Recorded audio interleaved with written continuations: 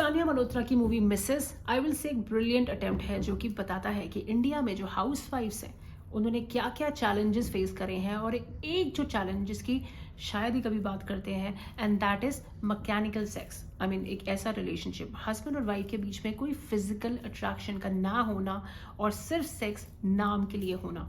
इसके अलावा भी ये एक बहुत बड़ी चीज़ बताती है ये मूवी कि वो जो लड़कियां थी एक टाइम पर जो शादी के सपने देखती थी और फिर हाउस वाइफ्स बनती थी, क्यों वो ट्रांसफॉर्म होकर आज इतनी करियर ओरिएंटेड वुमेन बन चुकी हैं और उन्होंने शादी को, इन लॉस को जो है बैक सीट मतलब बहुत ही पीछे छोड़ दिया है। तो ये जो लड़कों को भी इतनी प्रॉब्लम रहती है ना कि क्यों लड़कियां अब घरों को इंपॉर्टेंस नहीं देती हैं और क्यों मुझे मेरी माँ जैसी जो है कोई नहीं मिलती है, आपको जो है इस वीडियो में जवाब ज़रूर मिलेगा। एंड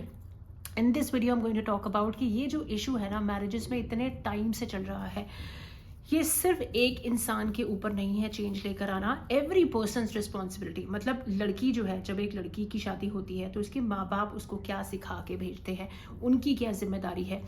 उसमें चेंज आना ज़रूरी है। लड़का जब एक लड़की को अपने घर में लेकर आता है तो उसके माइंड जो है प्रिपेयर भी होना चाहिए, and what stand he has to take for his wife. And of course लड़के के पेरेंट्स, नॉट टू फॉरगेट लड़के की माँ, जिसे हम सासू माँ कहते हैं, उनके बिहेवियर में या उनके थॉट प्रोसेस में किस तरीके की ओपननेस की ज़रूरत है, आज मैं इसकी बात करने वाली हूँ।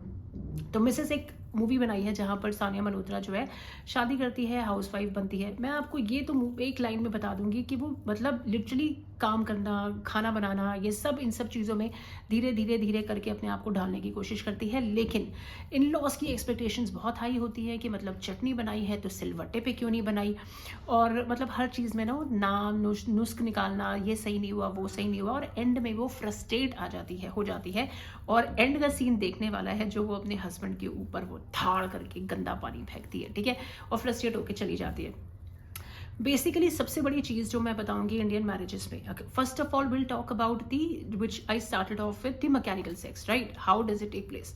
अब इसमें जो है जब वो लड़का जो है आता है जब अपनी वाइफ के पास, सानिया मल्होत्रा के पास, तो she comes back and tells me कि भाई मुझे भी, आई ऑल्सो नीड लव, और मुझे भी प्यार की ज़रूरत है। ये तुम कितना, कैसे हर बार आप आते हो, सेक्स करते हो, चले जाते हो without foreplay, how is it possible. He comes back and says कि यार तेरे में से किचन की स्मेल आती है, देखा है कभी अपने आप को, तेरे से कौन प्यार करेगा। एक्चुअल में जब हमारे यहाँ हाउस वाइफ्स जब मतलब सुबह से शाम तक काम कर रही होती थी, कुछ चीज़ें एक्चुअली मैं आपको बताऊं नहीं बताई गई इस मूवी में, और वो ये होता है कि जब एक लड़की शादी करके आती थी तो उसके ऊपर ना सारे रिश्ते एकदम से फेंक दिए जाते हैं कि ये ले बेटा तेरी ननंद है, ननंद का पति के माँ की सास की बच्चे के बेटे का बर्थडे है, तो तू जो है ना उसको विश कर, तो इसको इसको इसको इसको करते करते करते उसका पूरा दिन निकल जाता था। और खाना बनाने में जो यहाँ औरतों ने एक्सपीरियंस करा है इंडिया में,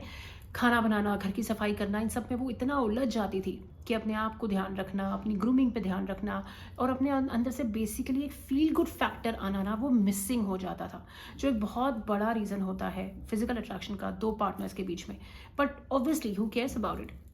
और यहाँ पे लड़का जो है वो सिर्फ लड़की को ताने तो मारता है, पर वो ये नहीं देखता कि उसका पूरा दिन कैसा रहता है and what all she hers whole day, ठीक है। तो यहाँ पे लड़के की कहीं ना कहीं रिस्पॉन्सिबिलिटी बनती है अपनी वाइफ के लिए, जहाँ पे वो स्टैंड ले सकता है, पेरेंट्स से पोलाइटली रिस्पेक्टफुली बात कर सकता है, वो करे।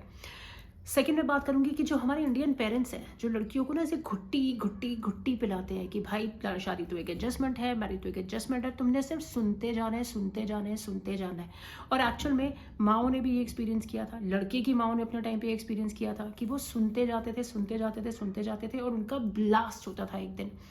And that is when every generation has been going through. So Indian parents को ये बहुत ज़रूरी है अपनी बेटी को ये समझाना कि भाई stand up for your self respect. मतलब adjustment is fine, it's needed, but it's needed from both the parties. अगर आपको लग रहा है कि कोई आपके ऊपर हावी हो रहा है और आपकी बाउंड्रीज को क्रॉस कर रहा है, you need to stand up for your self respect. So that is one thing जो इंडियन पेरेंट्स को अपनी बेटी के लिए खड़ा भी होना चाहिए साथ में, और उसके उसकी रिस्पेक्ट के लिए, सेल्फ रिस्पेक्ट के लिए उसको सपोर्ट भी करना चाहिए, जो कि सही टाइम पे नहीं करते। तो फिर वो चीज़ें जब पाइल अप होती रहती है, होती रहती है, होती रहती है, और एंड में जो है एक बुरी तरह से ब्लास्ट होता है, वो होने से रोक सकते हैं। Last thing which I will talk about is the लड़के के पेरेंट्स, स्पेशली लड़के की माँ। अब लड़के की माँ जो होती है ना, जनरली जो जब भी एक वाइफ आती है, लड़के की जब बीवी आती है, तो वो रेडी होती है कि मैंने जो अपनी लाइफ में सारा एक्सपीरियंस किया है अपनी मैरिड लाइफ में, उसकी जो फ्रस्ट्रेशन है, अब मेरा नेक्स्ट बंदा आ रहा है, नॉमिनी आ रहा है, जिसको मैं सारा जो है विरासत में दूंगी. So that is something which she really needs to control.